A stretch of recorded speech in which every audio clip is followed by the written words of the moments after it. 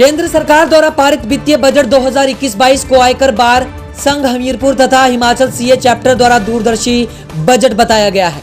आयकर बार संघ ने कहा कि बजट का स्वरूप देश के मध्यम वर्ग को ध्यान में रखकर बनाया गया है तथा इससे आत्मनिर्भर भारत, रोजगारोन्मुखी तथा महंगाई को कम करने वाला साबित होगा।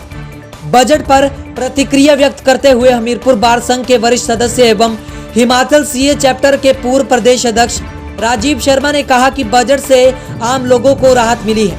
उन्होंने बताया कि इस बजट में 75 साल से ऊपर के वरिष्ठ नागरिकों जिनकी आय केवल पेंशन और ब्याज से है, वो आयकर विवरणी भरने में छूट दी गई है। इसके साथ ही आयकर दाताओं के कर निर्धारण प्रक्रिया को 6 वर्ष से कम करके 3 वर्ष कर दिया है। इससे आयकर दाताओं विभागीय प्रताड़ना से बचेंगे।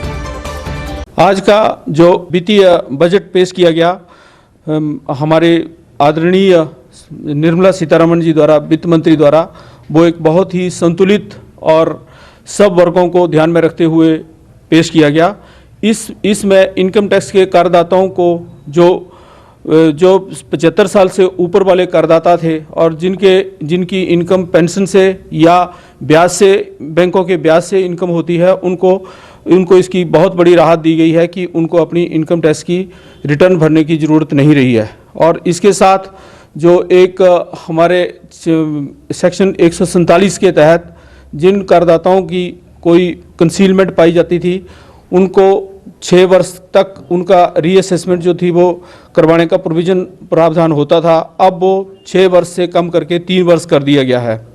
इसके साथ अगर आयकर विभाग के पास ऐसी कोई जानकारी है कि किसी करदाता का कंसीलमेंट जो है वो 50 लाख से ऊपर है, तब उसके लिए 10 साल तक उसकी जो आयकर की जो विवरणी है उसको रीअसेसमेंट के लिए खोला जा सकता है।